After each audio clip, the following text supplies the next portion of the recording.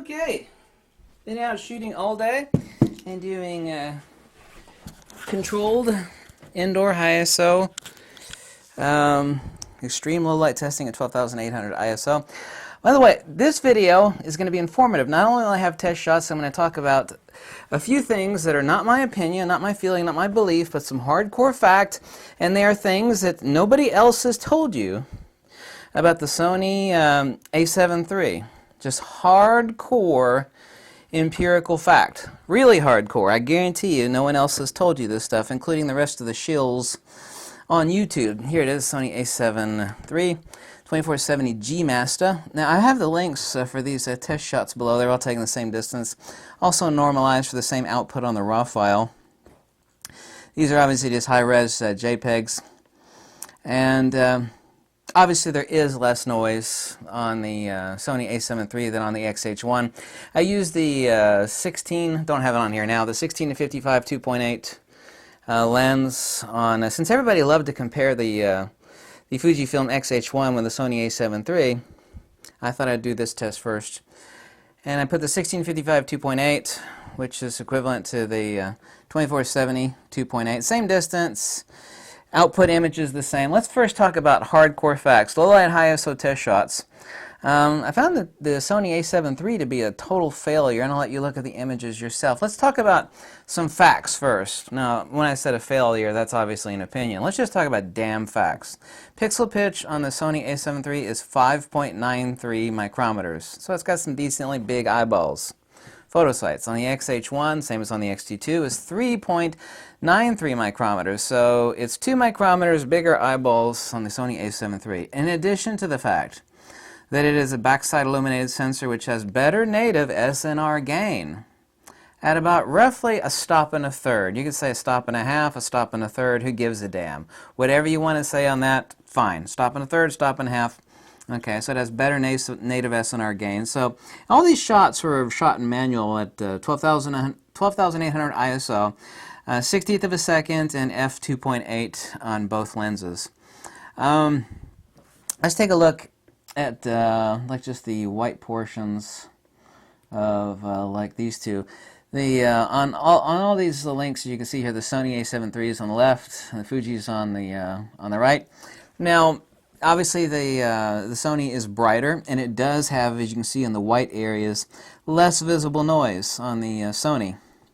That's because it's a BSI sensor, and it has larger eyeballs.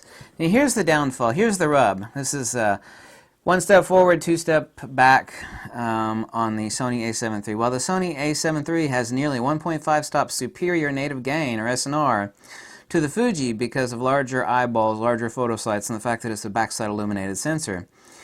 There is less information, A, due to larger eyeballs. There's less translational information per millimeter of sensor. So the resolution looks worse if you're going to blow up the shot. Same distance, same everything. In addition to the fact that the Sony A7 III has a damn anti-aliasing filter. And here's the fact. As people say, well, it does and it doesn't, well, it's kind of halfway in between. Here's the hardcore quote. Sony has included an AA filter on the Sony A7 III, but it only filters horizontal, not vertical detail. That means it's a weak anti-aliasing filter in comparison to the AA filter on the Sony A9, for example, which is both horizontal and vertical, meaning like a hard AA filter, meaning a substantial AA filter. So the Sony A7 III does have an AA filter.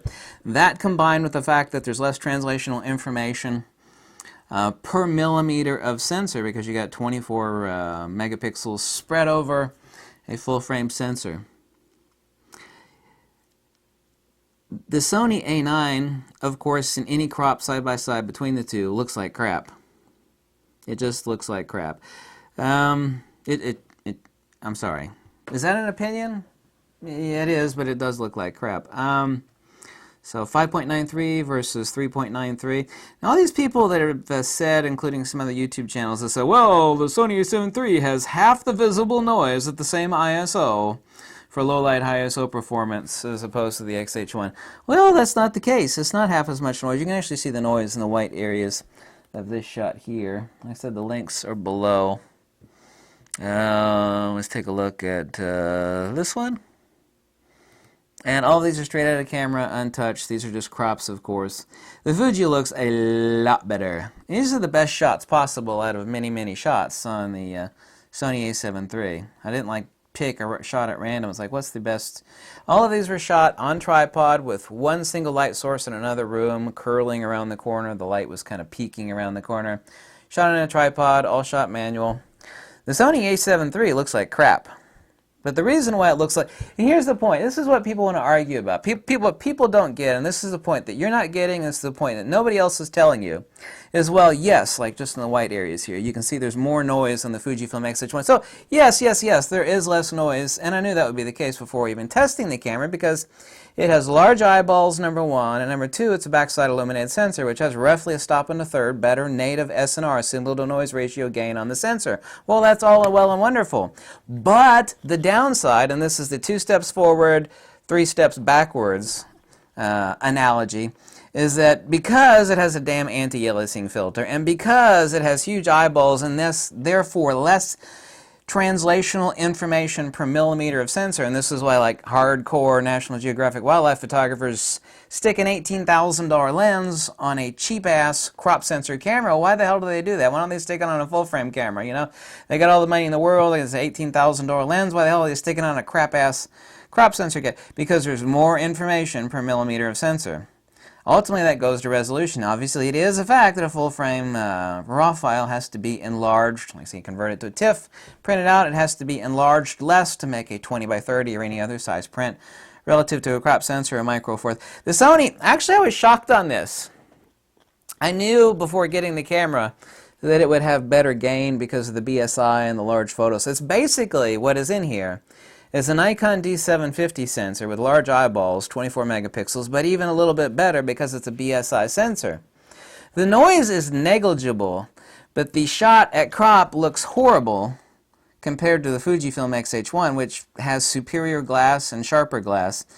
I say, well, does sharpness really matter? Well, when it comes to macro, sharpness matters a lot. Is everybody doing macro photography? No. But here's an example. You wanted the dirty, down and dirty details?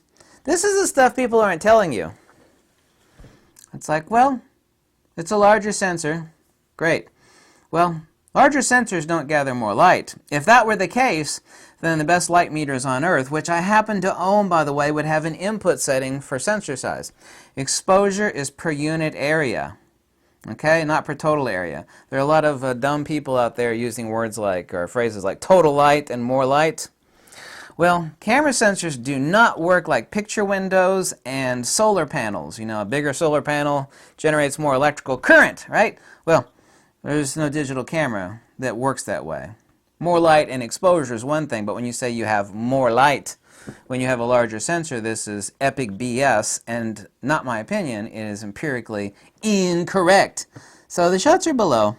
I even normalized it. I took both shots at 50, and then I normalized the Sony.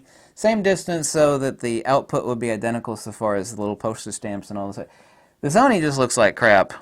I was actually shocked at this. I mean, I thought the noise would be... Here's where you can actually see the noise somewhat, you know, very clearly, since you have this white area like around the bottom of the S here, where it says Feria.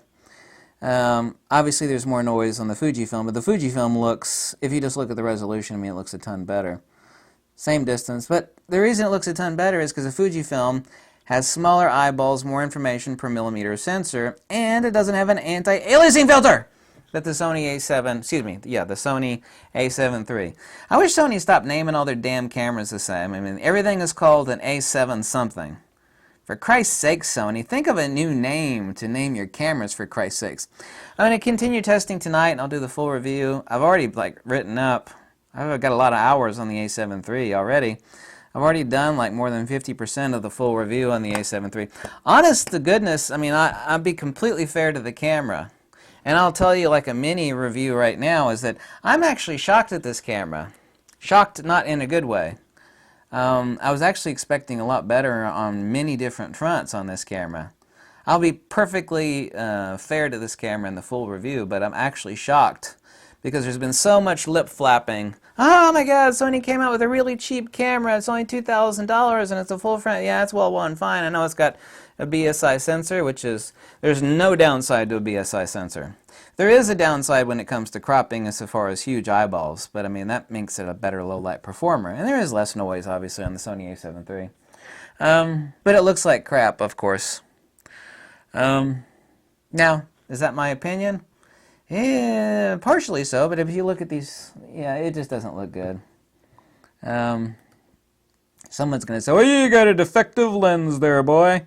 Now, this lens could be slightly out of tolerance as far as its sharpness, but one thing is undeniable. Lens or no lens on this camera, this camera does have an AA filter, and this camera does have less translational information per millimeter of sensor than does the X-H1 or even D850, because the D850 actually has a DX pixel pitch on it. The same pixel pitch is found on the Nikon D500.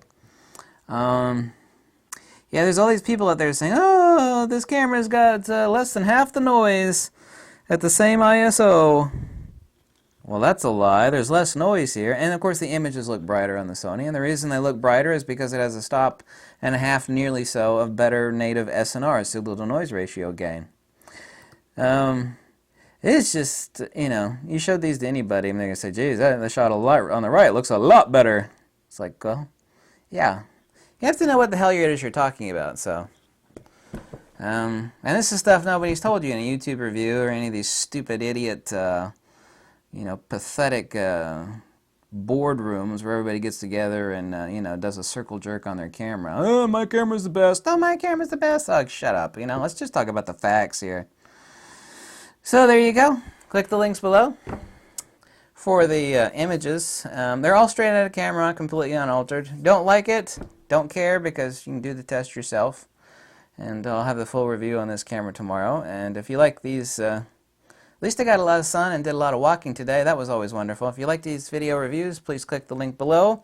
And the reason for that is that unlike every other YouTube channel, at least the top 20, at least, and I posted also a lot of test shots too, straight out of camera.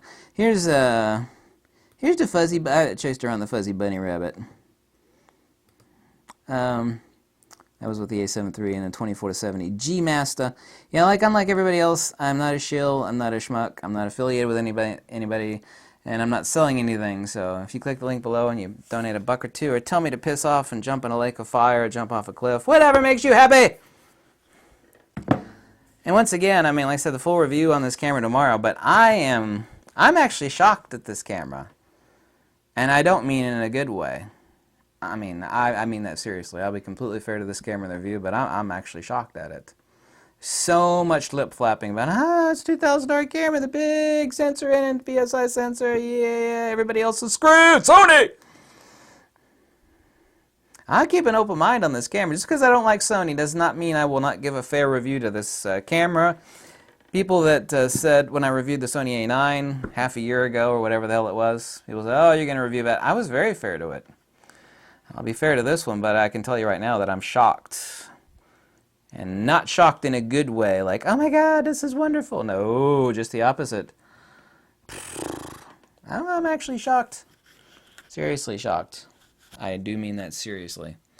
Completely, I will set aside my Sony bias, because I have to. To do an honest review, I can't be including my damn bias. Okay, I'm biased against Sony. Fine, don't like Sony. I have valid reasons for that. But I will not insert my bias into a hardcore, honest review of the damn camera. I won't do it. I don't have any affiliate links, and whatever the damn camera you buy, I don't make a dime either way. That's a fact. Even people that hate me know it. It's like, well, he doesn't make any money in whatever you buy. He doesn't sell anything. He doesn't have any affiliate links. So whatever you buy, I don't make a dime.